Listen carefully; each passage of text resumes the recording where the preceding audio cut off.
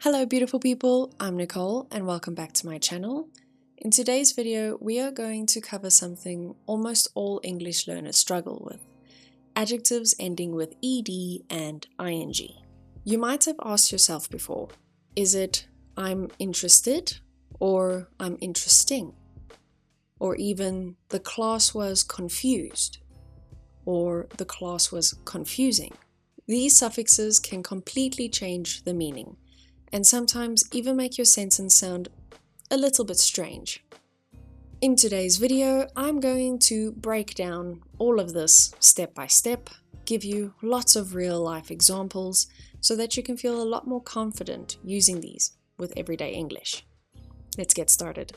Before we jump right in, here's one simple idea for you to remember. We are always talking about a feeling and what caused the feeling.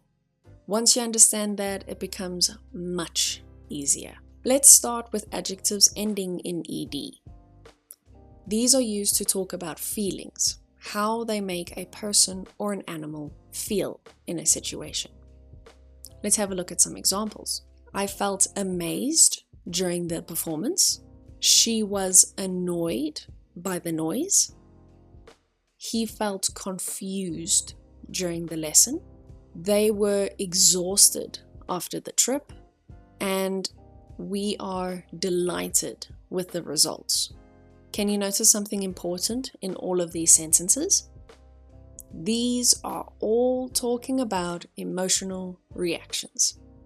Now that we're thinking about the emotional reaction, let's have a look at some more examples. I felt embarrassed when I made a mistake. She was frustrated when the app didn't work. He felt relaxed after the message. They were shocked by the news. And I was impressed with her skills. Here's a helpful mini rule. If you can say I feel, then the adjective with ed is correct. For example, I feel worried. I feel inspired. I feel tired. All of these are talking about the feeling. Now, let's have a look at the adjectives ending in ing. These are used to talk about the thing that caused the feeling. Let's have a look at some example sentences. The movie was amazing. The noise is annoying. The instructions were confusing. The journey was exhausting. The results are satisfying. The important thing to note about all of these sentences is that these are not feelings. These are the result of things, the description of things. Now that we have that in mind, let's have a look at a few more examples where we're describing the thing. The speech was inspiring. The situation is frustrating. The story was touching. The news was shocking. The game was thrilling. And the lecture was boring. Now let's have a look at some examples where we've put them together so that you can clearly see the difference between the two. The book is interesting. It creates the feeling. I am interested. This is my feeling. The trip was tiring. It was the cause. I was tired. Feeling. The experience was exciting. The cause. I was excited. Feeling. Think of it like this. ing gives the feeling. ed receives the feeling.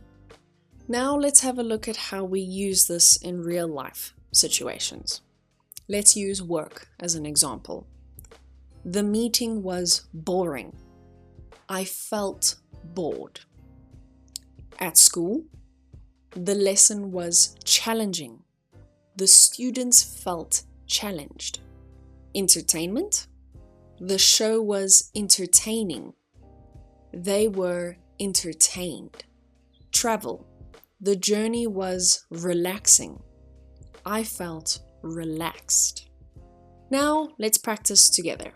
I'm going to show you a sentence, and then I'm going to give you a few seconds to decide if we're going to use the adjective with ing or ed. Let's get started. The documentary was frustrating. I was really by it. Frustrated. The situation is quite stressful. Now, you might have noticed something different here. We didn't use stressing or stressed, we used stressful. That's because full is a different suffix for adjective endings. Full means full of or causing. So stressful means something that causes stress. For example, the job is stressful, the situation is stressful, not stressing. On to the next one. She felt overwhelmed. Let's fix some very common mistakes. I am boring. I am bored. The lesson was interested. The lesson was interesting. I am confusing. I am confused. These are very minor mistakes, but very important to correct.